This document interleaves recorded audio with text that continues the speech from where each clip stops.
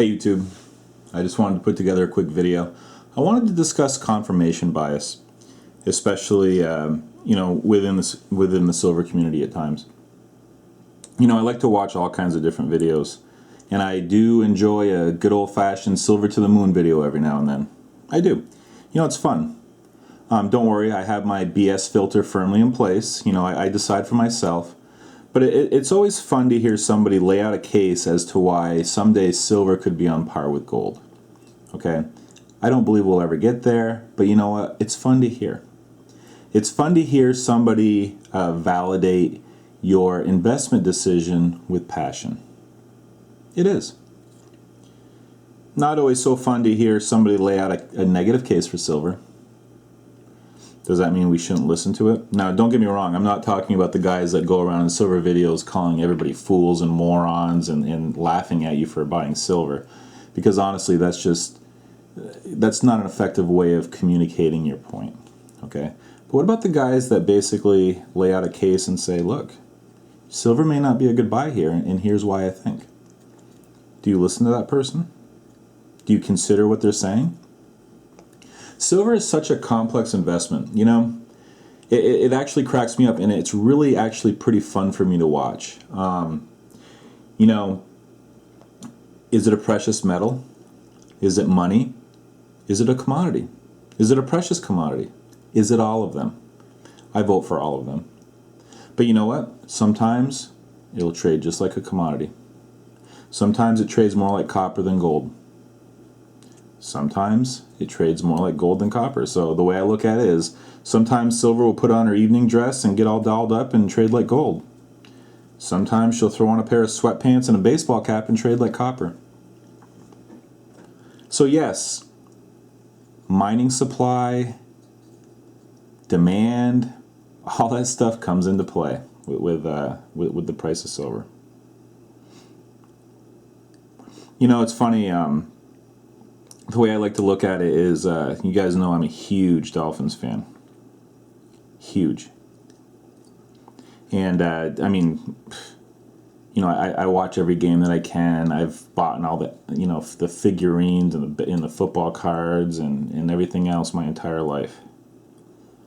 And every year, at the beginning of the season, I'll go on my favorite Dolphins website. It's called finheaven.com. And I'll read up, see what everybody's thinking about the team. And understand that they've stunk for a long time. A long time. And every year, I'll get on there and I'll see, they're going 14-2 this year. This is the year. And I'm like, really? Is this the same team that I've been watching? Then they'll lay out a case as to, why one of our more marginal players is one of the best in the NFL and he's ready to break out. And again, I'm like, guys, I don't know what to tell you. I think you're wrong here. And then literally, they want me to hand in my fan card, right? You're not a fan. I'm not a fan. I fly down to Miami to see games. I got a tattoo, for God's sakes. I'm not a fan, but I'm looking at the team objectively, right? What if you're a silver investor and you're looking at your silver investment objectively? What if you're just trying to be objective and look at both sides to the investment? What happens when people suddenly turn on you based on just trying to state the facts? What do you think that's like? What would happen, guys, if all of a sudden Big Silver won, who obviously we all have a ton of respect for? What if one day he noticed a data point and he said, you know what, this is kind of troubling for silver for a while, and that, it could dip because of this? What, are we all going to turn on him? No. Are we going to try to discredit him because, he noticed this new troubling development? No. Some people are just very close to hearing any kind of argument. It's funny, I've told you guys the story before, but, my son is at that age. He's 10 years old. And every now and then, for whatever reason, at that age, kids really do think they know everything. And the response I give him is, thank God your mother gave birth to somebody that knows everything. Now I don't have to use Google. And he just kind of smirks at me. Well, on the Brother John F's last video, there was a guy on there. Brother John F conceded that premiums were coming down. Okay, I mean, guys, we're all buying this stuff, and who hasn't noticed premiums coming down in the last month and a half? Show your hands. I have no idea how you can make the argument that premiums haven't come down. Well, somebody was trying to do that, just that. He told Brother John F that he was wrong, that premiums in fact weren't coming down. So I chimed in, and maybe I was a little bit of a smart aleck comment, but I was being friendly about it. I asked him if he was buying it in yen, and so that proceeded like a back and forth about how he was telling me that he wanted me to prove to him that premiums were coming down. So I told him that at Provident I listed a bunch of stuff that with lowering premiums. That wasn't good enough because I chose one site, so then I chose 3 more. Anyway, he wouldn't concede that he was wrong. Which, first of all, it was silly that I even got into this debate with him. If somebody is that close-minded, that they can't even see when you're even copying and pasting lines from the websites and showing him, it's kind of a lost cause. So where am I going with this? I want to talk about one of my failings in the last few months. Okay. I enjoy Brother John F's videos a lot. I watch them all, and I do enjoy his viewpoint. I enjoy what he has to say. And a while back, he got into a little bit of a YouTube verbal sparring match, if you will, with a YouTube channel called Moments in Trading. Okay, and of course, reflexively, I sided with Brother John F. Now, why was I siding with anybody? I don't know. Just kind of stay back and listen to both sides. And I've always prided myself on being objective. With silver, I lean towards not being as objective as I should be. Okay? Full admission here. Moments in Trading was discussing the cash cost with silver. Now, right there, I was on the defensive because I can't stand the whole cash cost thing. You keep repeating that it costs $6 to mine an ounce of silver, and so, everybody out there thinks, gee, even if the price goes down to $8 an ounce, the miners are so profitable they'll keep mining. Now, of course, that's not true, right? I'm more of an all-in costs kind of guy. Okay, that's the real, cost of mining silver, the all-in cost, which is obviously significantly higher. But you know what? The industry uses cash costs. Okay, and yet they've come under some heat, and a lot of people want them to use a different number. The mining numbers are complex because very often silver is mined as a byproduct, and a lot of miners don't really account for that properly.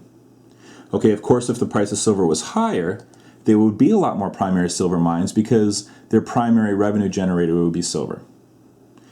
So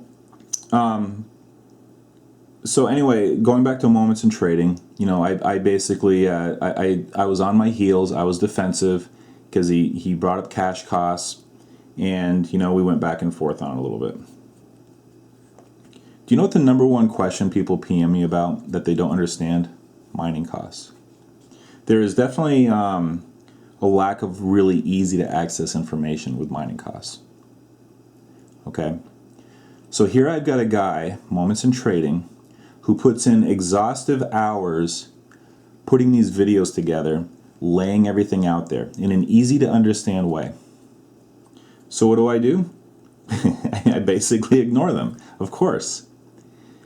Well, shame on me. Shame on me for ignoring this data point.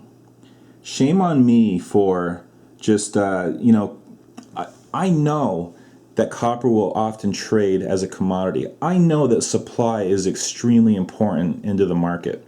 And here somebody took a lot of time to basically explain that, not to, I'll say to me, but obviously it wasn't to me.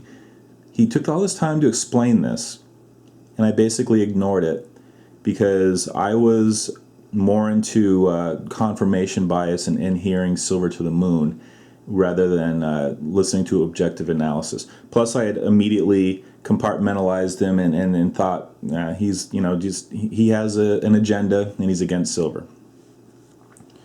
Well, guess what I've learned? He's not against silver. He's actually very pro-silver, okay? And he is a silver investor. He's a silver investor. Would he call himself a stacker? I don't know. I don't know. I've just, read a few of his posts. And, I don't know, who considers themselves a stacker. Obviously, I do. But regardless, he's a silver investor. He's an enthusiast. He loves this stuff just like we do. You know what he doesn't love? Misinformation. Okay, just as I felt the need to set this record straight with somebody saying that silver premiums weren't coming down, there were certain things that bothered him, and he wanted to set the record straight. Okay? And, for this, he was basically, attacked. But you know what? He has the same concerns of the economy that I do, and you do. Okay? He was just laying out a simple fact. There's not a lot of market analysis with mining data, and he was providing that. And I think it's well worth the time to watch his videos and hear what he has to say with mining data. The numbers are all right there, and he lays them out in a way that everybody can understand, and he really simplifies the whole process. And I'm glad to have that knowledge now. And you know what? Sometimes he'll probably tell me something that I don't want to hear, but I'm going to listen anyway. Because it's valuable information. Okay, shame on me for not recognizing this sooner.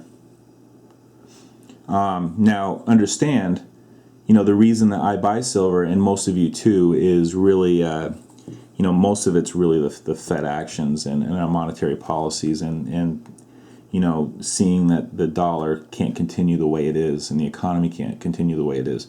But you know what? If you can kind of read the tea leaves a little bit and you can look at the mining numbers and you can see that maybe this isn't the best time to buy silver, and if you wait a few months, you'll get a lot more for your money, I'm going to listen.